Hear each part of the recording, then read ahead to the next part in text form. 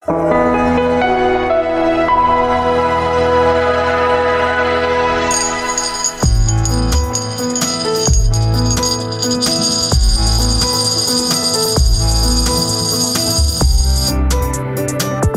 beveik kasdien ką nors perkame ar parduodame. Daugelis iš mūsų dar ir taupome, kaupiame. Tam reikalingi pinigai. Jie yra reikšminga mūsų gyvenimo dalis. Pinigai turi turėti aiškę ir kuo stabilesnę vertę.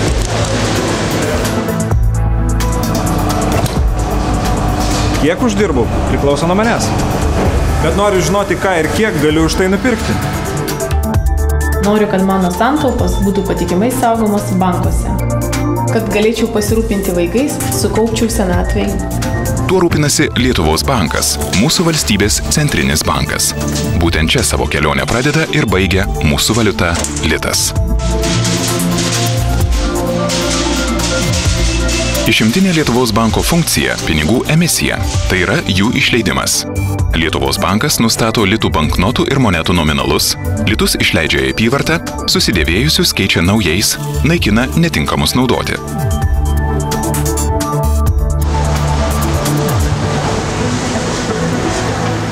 Lietuvos banko tarnautojai daro viską, kad mūsų pinigai būtų išvaizdūs, patogus naudoti ir kad būtų apsaugoti nuo suklastojimo.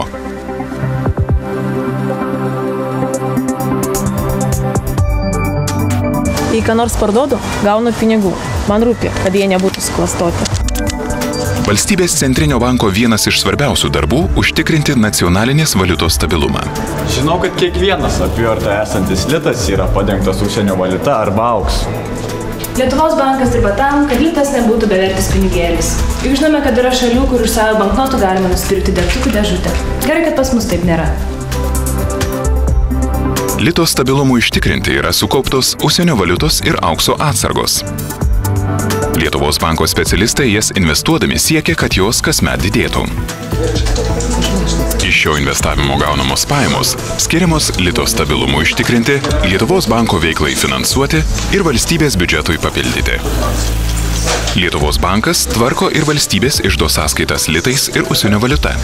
Operacijos su šiuose sąskaitose esančiomis valstybės lėšomis atliekamos Finansų ministerijos nurodymu. Lietuvos banke gyventojai negali laikyti indėlių ir imti paskolų kaip komerciniuose bankuose.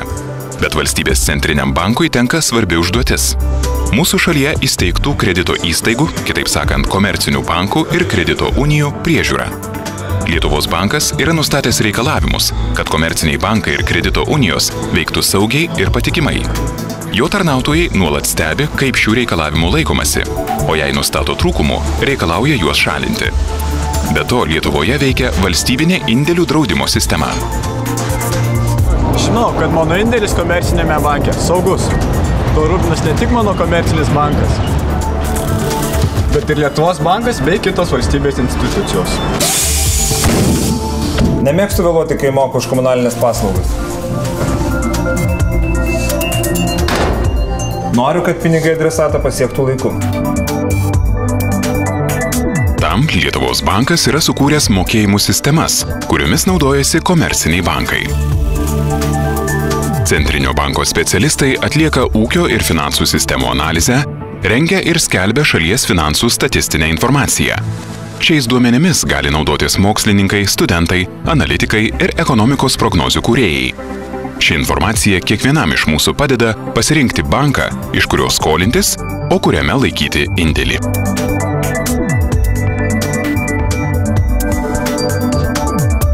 Lietuvai įstojus į Europos Sąjungą, Lietuvos bankas tapo Europos centrinių bankų sistemos nariu. Šią sistemą sudaro Europos centrinis bankas ir visi ES nacionaliniai centriniai bankai. Visi jie yra įsipareigoję laikytis į kainų stabilumą orientuotos pinigų politikos. Lietuvos bankas nuolat bendradarbiauja su ES valstybių centriniais bankais, keičiasi informacija ir nuomonėmis įvairiais klausimais.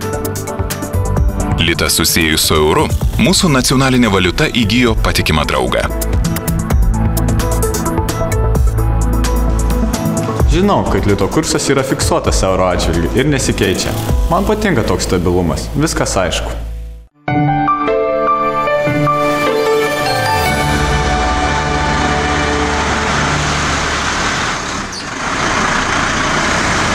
Taip į Lietuvos banko saugyklas Vilniuje, Kaune ir Klaipėdoje atkeliauja naujutėlaičiai litai. Iš šių saugyklų litai išleidžiami į apyvartą. Pirmiausiai, jie patenka į komercinius bankus. Pinigų apyvartoje kiekis nuolat kinta. Pavyzdžiui, 2010 metų pabaigoje apyvartoje buvo apie 77 milijonai vienetų banknotų. Jų vertė didesnė kaip 8 milijardai litų. Svėrė jie apie 80 tonų. O piniginėse, kasose ir seifuose žvangėjo per 960 milijonų įvairių monetų. Jų vertė didesnė kaip 200 milijonų litų. Svoris beveik 2000 tonų. Bet apie viską iš pradžių. Dabartinio lito gimtadienis 1993 metų birželio 25 diena. Įvairių sričių specialistai sprendė, kokie bus litų nominalai ir kas bus ant jų pavaizduota. Jų idėjas įgyvendino Lietuvos dailininkai. Specialistai nusprendė ir kokie bus pritaikyti litų banknotų apsaugos požymiai, bei kur jie bus spausdinami. Naujų laidų modernius litų banknotų apsaugos požymius parenka Lietuvos bankas. Litų banknotai spausdinami ne Lietuvoje, o štai monetos kaldinamos čia pat, Vilniuje, Lietuvos monetų kalykloje. Pagal dailininko sukurtą gipsinį modelį gaminamas specialus įrankis, kuriuo ir kaldinami apyvartiniai litai ir centai, kolekcinės monetos. Kiekviena monetų partija kruopščiai patikrinama, supakuojama ir transportuojama į Lietuvos banko saugyklas.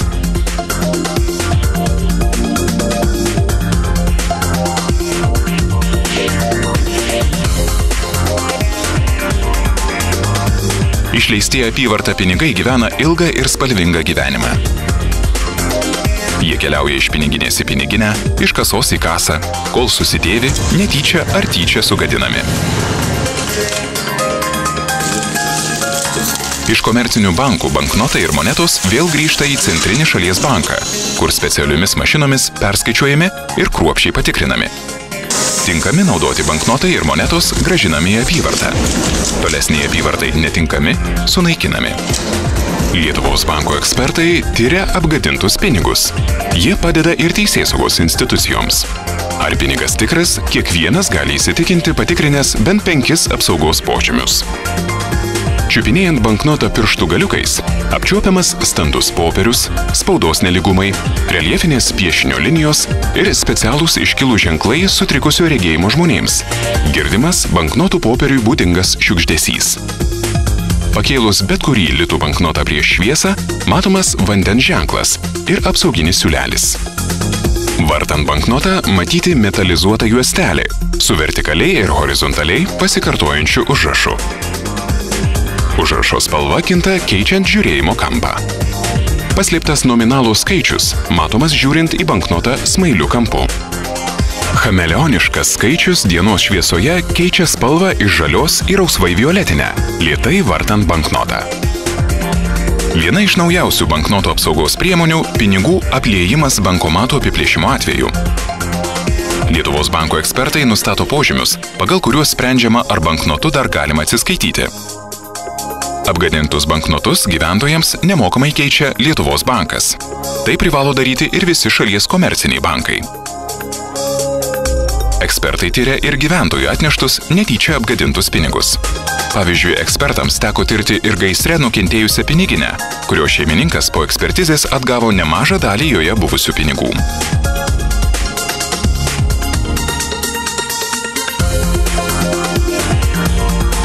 Lietuvos bankas skelbia kolekcinių monetų dizaino konkursus ir jų nugalėtojus, o Lietuvos monetų kalykla jas kaldina. Šiuose monetose įamžinami mūsų šaliai svarbus žmonės, įvykiai, vietovės, visiems svarbios idėjos.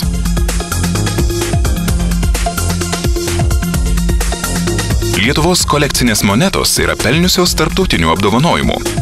Didžiausios Lietuvoje nukaldintos ir brangiausiai parduotos yra 500 litų auksinės monetos, skirtos Lietuvos didžiosios kunigaikštystės valdovų rūmams ir Žalgirio mūšio 600 metų sukakčiai. Mažiausių auksinių monetų pasaulyje programoje Lietuvos bankas yra išleidęs 2 10 litų monetas.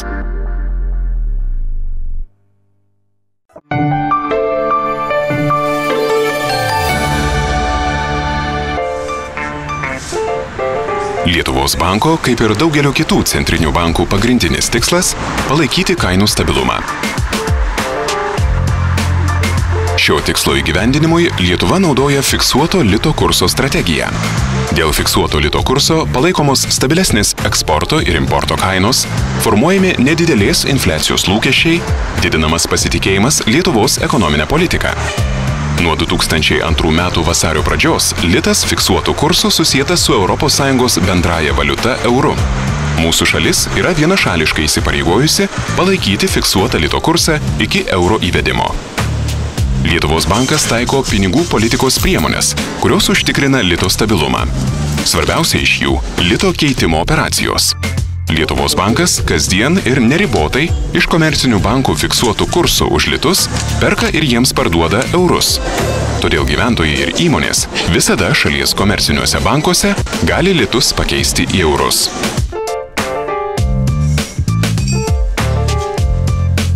Kitos Lietuvos banko pinigų politikos priemonės užtikrina saugius ir nenutrūkstamus atsiskaitimus tarp komercinių bankų, o tai prisideda prie visos Lietuvos finansų rinkos efektyvaus funkcionavimo. Lietuvos bankas reikalauja iš komercinių bankų laikyti nustatytą lėšų kiekį sąskaitose Lietuvos banke. Šios lėšos vadinamos privalomosiomis atsargomis. Be to, Lietuvos bankas nuolat pasirengęs suteikti trumpalaikes paskolas komerciniams bankams, jeigu jiems pritrūktų lėšų. Jos suteikiamos už patikimą užstatą. Tokios paskolos vadinamos dienos ir vienos nakties paskolomis.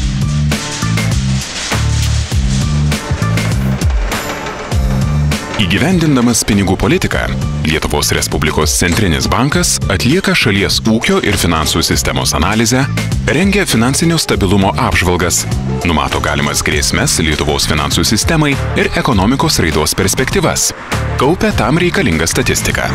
Ši informacija naudinga kiekvienam, priimant sprendimus dėl skolinimosi ar investicijų.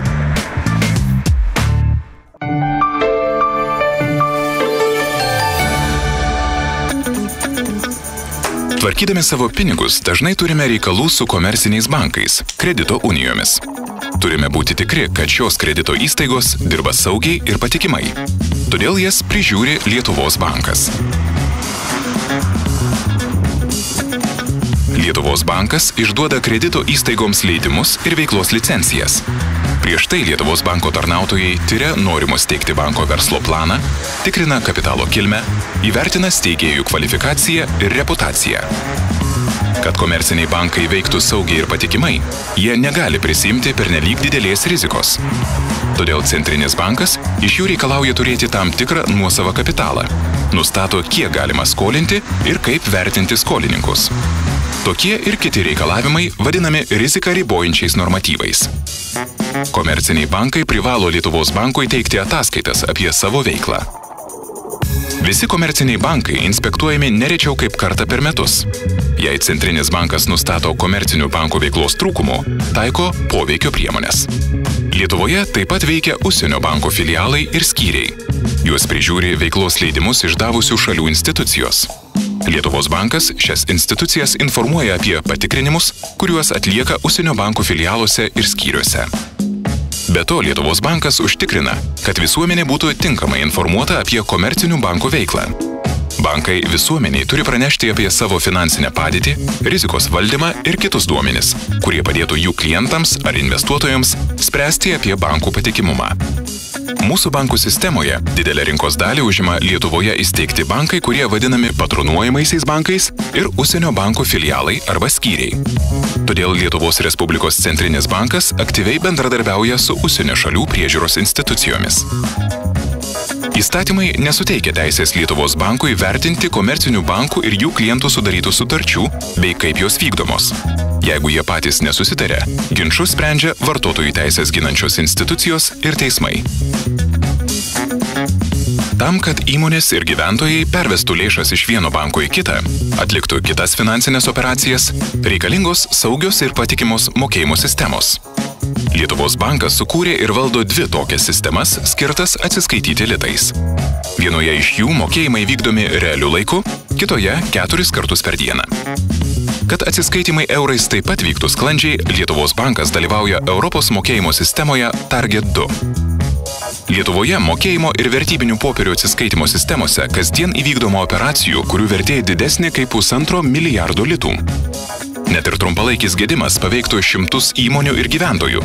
Todėl Lietuvos bankas prižiūri, kad šios sistemos veiktų patikimai.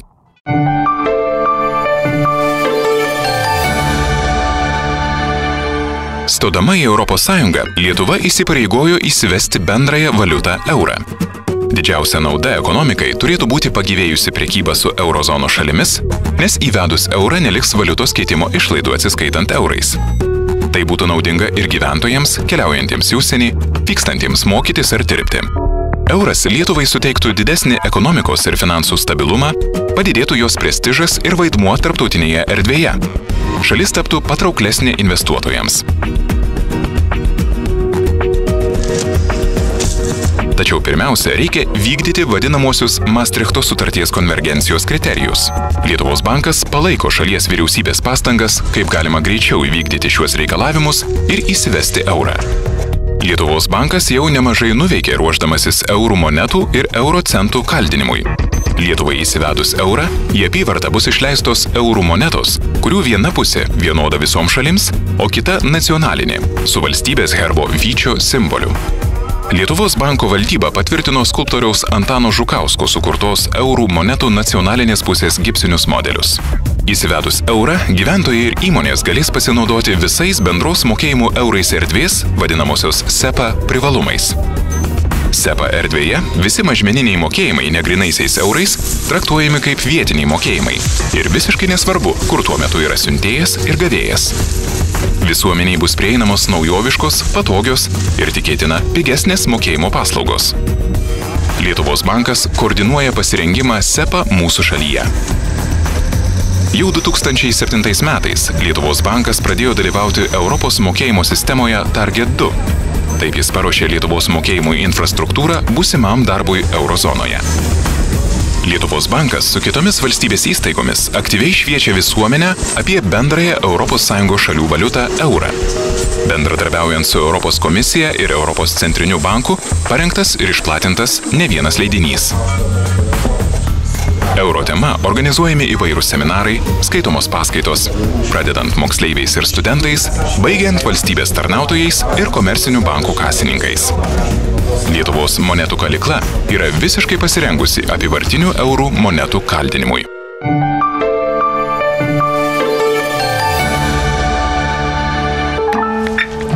Kai aš mokiausi mokykloje, apie ekonomiką mes nekalbėjome. Kas tai yra, sužinojau gerokai vėliau. Norėčiau, kad mano vaikai daugiau išmanytų apie pinigus. Pinigus uždirba tėtis. Mes su mama einame į parduotuvę ir perkame tai, ko mums reikia. Taip mūsų pinigai atitenka parduotuvei. Lietuvos bankas nuolat supažindina gyventojus su šalies bankininkystės aktualijomis, taip pat užsiima ir ekonominiu švietimu. Jis leidžia periodinius statistikos leidinius, informaciją apie naujus banknotus, kolekcinės monetas. Lietuvos banko mokslinis ekonomikos ir finansų leidinys Pinigų studijos vertinamas šalies akademinės visuomenės, ekonomistų ir kitų sričių specialistų. Lietuvos bankas leidžia nemažai knygų apie pinigų ir bankų istoriją. Jis taip pat dalyvauja ekonominio švietimo projektuose kartu su įvairiomis institucijomis. Lietuvos banko tarnautojai skaito paskaitas, dalyvauja viešuose diskusijose apie makroekonomiką ir finansus, rengia seminarus žurnalistams ir verslininkams. Lietuvos banko pinigų muziejuje Vilniaus centre galima susipažinti su pasaulio pinigų ir bankininkystės istorija. Lietuvos pinigais, bankininkystės raida mūsų šalyje nuo pirmųjų kredito įstaigų atsiradimo iki šių dienų. Muziejus pritaikytas ne tik apžiūrėti ekspoziciją, bet ir išbandyti įvairias interaktyves mokymo priemonės. Jos sudomins ir didelius, ir mažus. Čia įrengti kompiuterių terminalai su specialiomis programomis, teminiais, mokomaisiais ir dokumentiniais filmais, virtualiomis ekspozicijomis. Lietuvos bankas remia ir skatina mokslą. Tam įsteigta Vlado Jurgučio, žymaus akademiko, pirmojo Lietuvos banko valdytojo premija.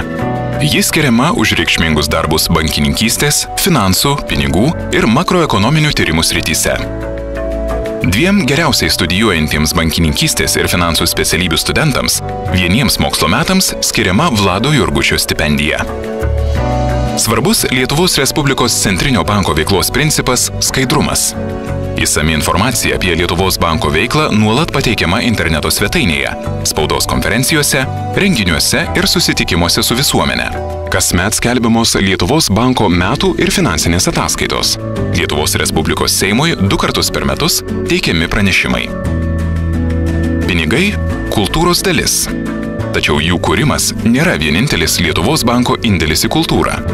Lietuvos bankas yra surengęs unikalų ciklą teminių dailės parodų apie pinigus. Dar prieškariu, pradėjęs formuoti dailės rinkinį, jis yra sukaupęs daugiau kaip 130 įvairių vaizduojamosios dailės, tai yra tapybos, grafikos ir skulptūros kūrinių. Dalis jų pripažinti kultūros vertybėmis ir yra saugomi valstybės.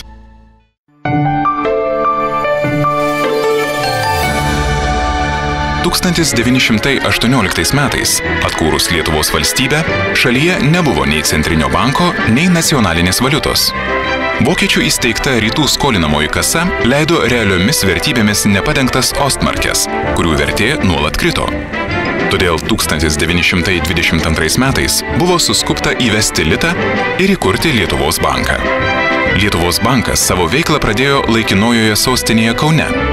Banko skyriai buvo įsteigti daugelį Lietuvos miestų. Pirmuoju Lietuvos banko valdytoju tapo profesorius Vladas Jurgutis, vėliau Vladas Stašinskas, Juozas Tubelis, Juozas Paknys.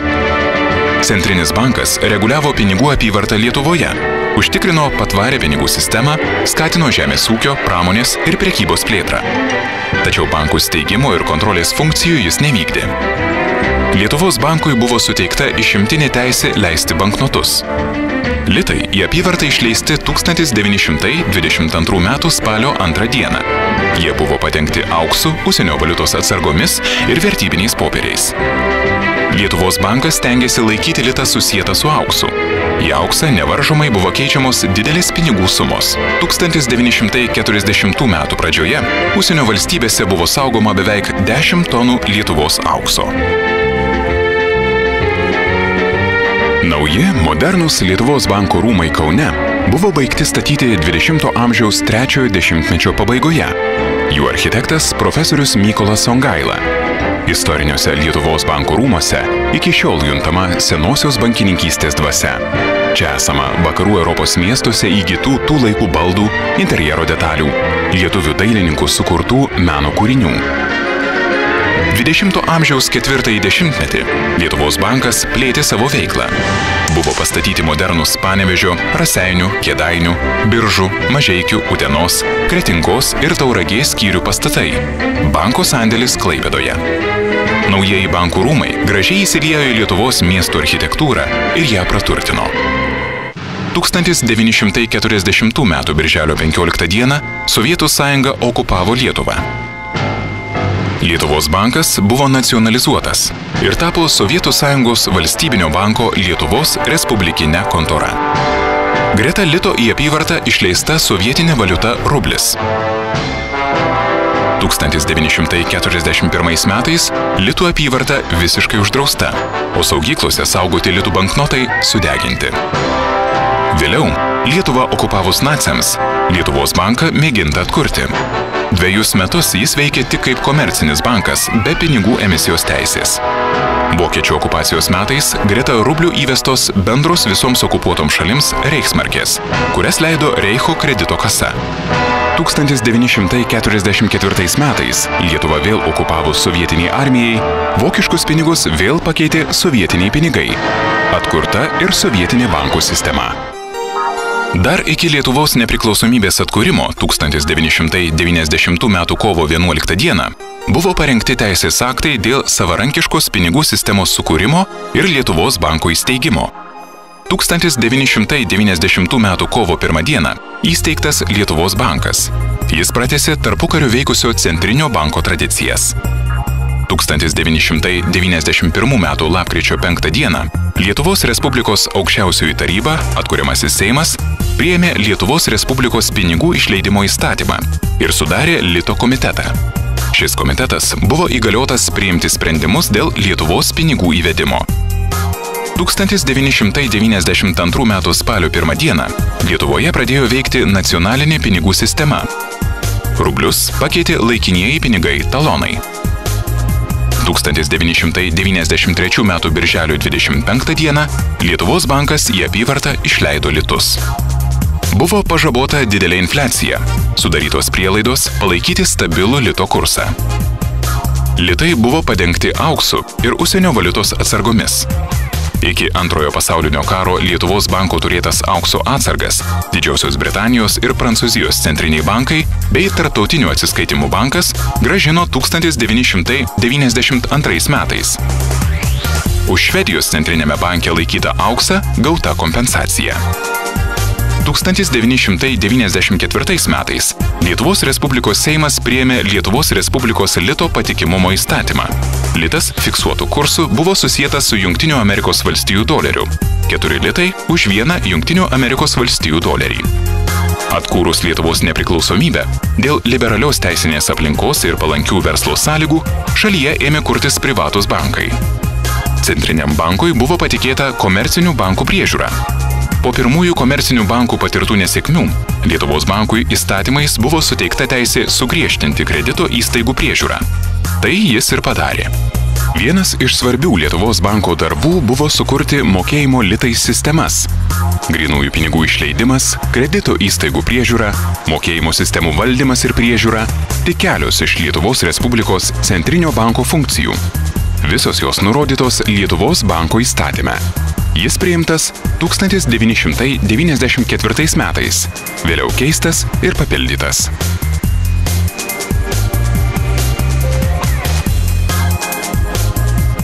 Lietuvai kryptingai siekiant integracijos į Europos Sąjungą, stiprėjant ekonominiams ryšiams su ja, 2002 metais litas fiksuotų kursų susietas su euru. 2004 metais Lietuvai įstojus į Europos Sąjungą, Lietuvos bankas tapo Europos centrinių bankų sistemos nariu. Po nepriklausomybės atkūrimo 1990 metais Lietuvos banko valdytojais dirbo Bronius Povilaitis, Vilius Baldišis, Romualdas Visokavičius, Kazys Ratkevičius. Šiuo metu Lietuvos banko valdybos pirmininko pareigas eina Reinoldijus Šarkinas.